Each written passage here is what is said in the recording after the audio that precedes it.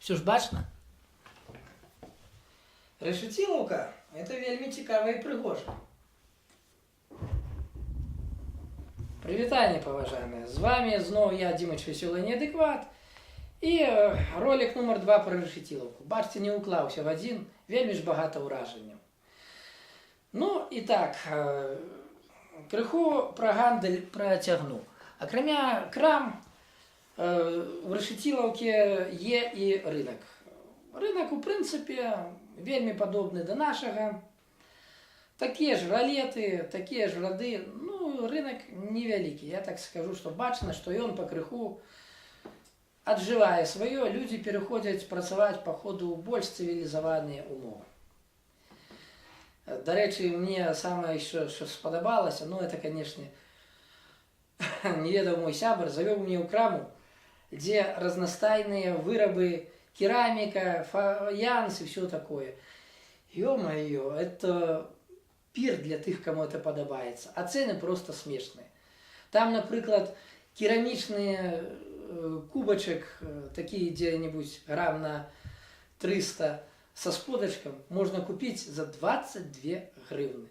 Ну, как вам перевести на белорусские рубли, это где-то рубль 90. Уявите. Ну, соответственно, цены на остальные штуки приблизно такие. Далее, я як-то так не подумал, крыху лоханувся и не купил у Полтаве зворотный билет до дома. И пришлось думать, як же набыть, коли я был в решетиловке. Благо мой сябр человек прошарений, і почали ми шукати. Спочатку поспробували купити през інтернет. Ведаете, сервисов, где можно что-то набыть през интернет в решетиловке, Ну, я, на жаль, забыл частку кода, тому през интернет з допомогою картки мне купить не удалось. Пошли мы шукать, як же можно купить по-іншому. Спочатку зашли на автовокзал. Автовокзал я, на жаль, не пофоткав, ну і він прикладно такий, як у більшості наших райцентрів. Усё не вельми великое, но все вельми аккуратное, чистое и удобное. Но так як не купили там, почали думати, де ж купити ще.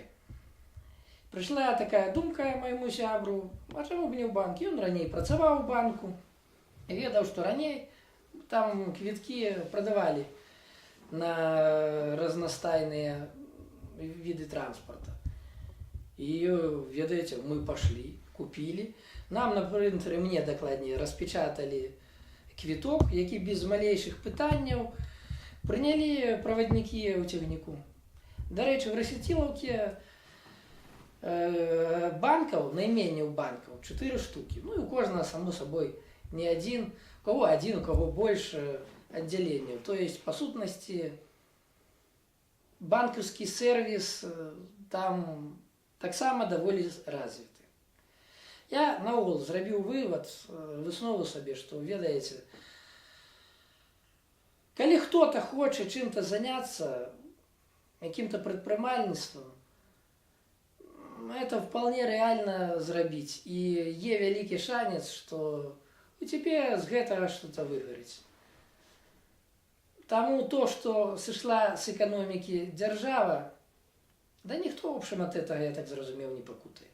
Саме цікаве, я сам працюю в райпо, і як-то мимоходом проходячи, убачили шильду «Споживецкое товариство». О, гляжу, мої колеги! Ну, на что мне было сказано, что, ну, это, мабуть, все, что от этого Споживецкое товариство и засталося. Оно вельми давно збанкрутовало, як такових райпо не засталось в Україні. Є ще один цікавий момент. Нас люблять казати, Білорусь соціальна держава. От поглядите ось на это. Это платежки. Платежки моего сябра за, насколько я бачу, 2017 год. Штука в тым, што вельмі цікавую штуку для свайго насельніцтва зрабіла Украіна. с 14 до конца 17 года платили большая частка платежов, вельми великая частка, не ведаю, может быть и не все, но тем не меньше, вельми великая колькость народу платила по 1 гривне. Вот глядите, это платеж за газ,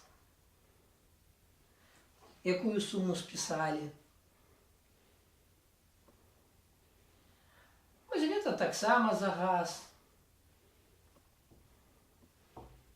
Ну, гэта крыху незразумела. А ось водоканал, значит, за воду. Но при этом была цікавая политика. Не просто давали вот такую вот знижку. При этом людям давали кредиты. Кредиты давали на то, чтобы человек мог лепш абсталяваць свое жытло. Под вельми маленькие проценты человек мог себе поставить сучасные окна, купить сучасный котел отепляльный, утеплить свое житло.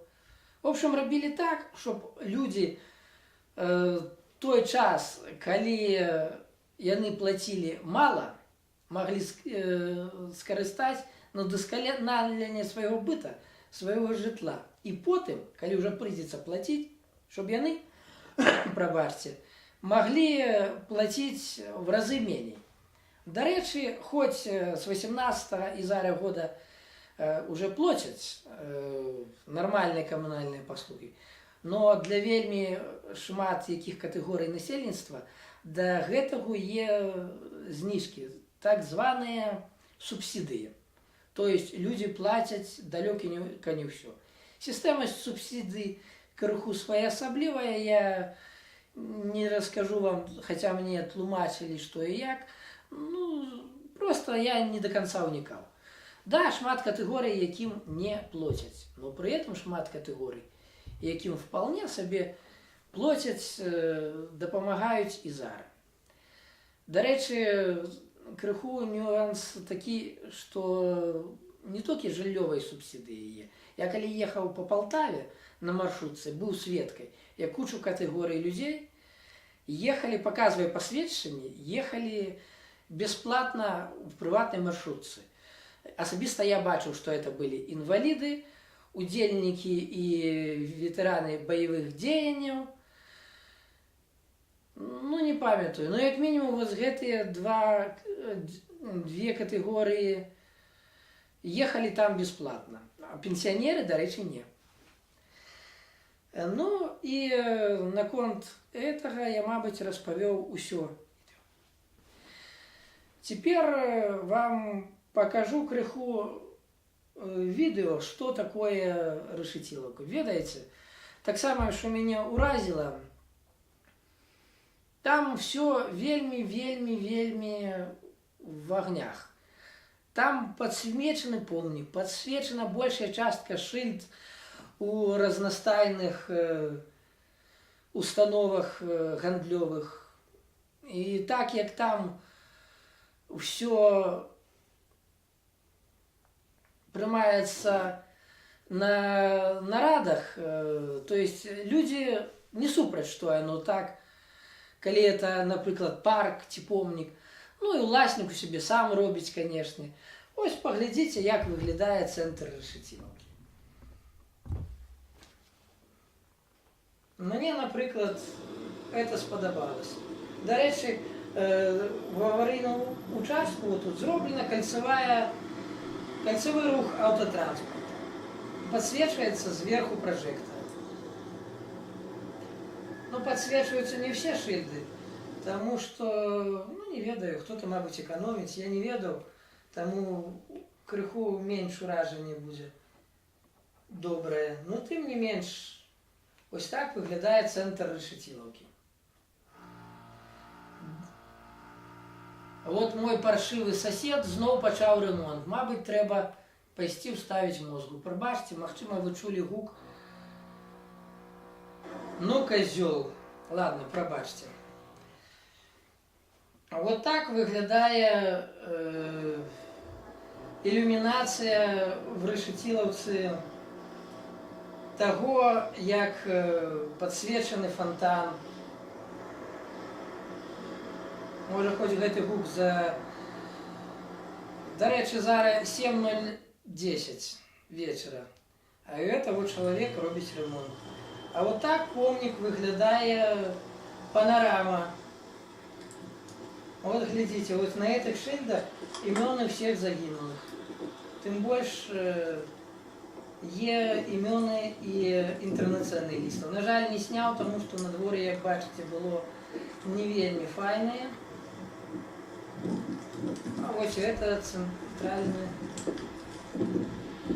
центр Решетиловки. Ну, щиро кажучи, приємно, так?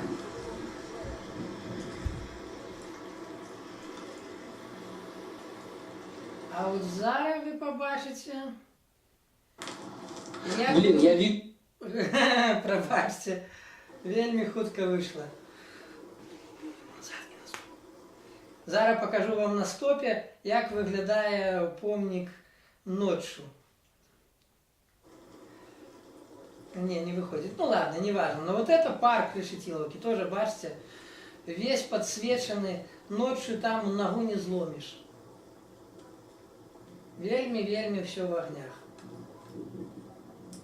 Ну і як я зрозумів, грошей на гэта не шкадуюсь. Ну тому що это ж удобство життя. Фокусировка крыху не вельми сошла. Но я думаю, все равно зрозумела, что это все стоки фонаров. Зараз я крыху перефокусуюся і пойду назад. І побачите крыху, як оно є лепше. Так, дойду до помника, бо мені не сподобалось, не сфокусировалось було. І було все, хоча прихоже, о, так лепше. О, а вон помник, бачите, это я говорив в відео. Ну, як-то так. Ну, теперь, в общем, скажу вам так. Решетиловка живе, розвивається, там вірує життя. Як би самі українці не казали, що і заробки малі, і т.д. і т.п. Да, шмат народу, як я зрозумів, виїжджає на заробки, хто в Польщу, хто в більш буйні городи. Но, як ви скажете, занедбаний населений пункт? По-моєму, ні. Ані на малейший момент. Вельми сподіваюсь, що, як мене запрошує сябр, приїду літом і покажу, як виглядає ще цей населений пункт літом. До речі, по самому скрайку протікає река Готва, і вона обминає півколом. З одного боку знаходиться немаленькая гора, з якої так само вся Решетиловка буде бачна. Вельми сподіваюсь, що літом вам змогу це показати. Ну, коли сподобався ролик, коли вам цікаво було, поважане господарство, ставте подобайку, підписуйтесь на мой канал. Напереді будуть ще цікавостки. До побачення, поважані!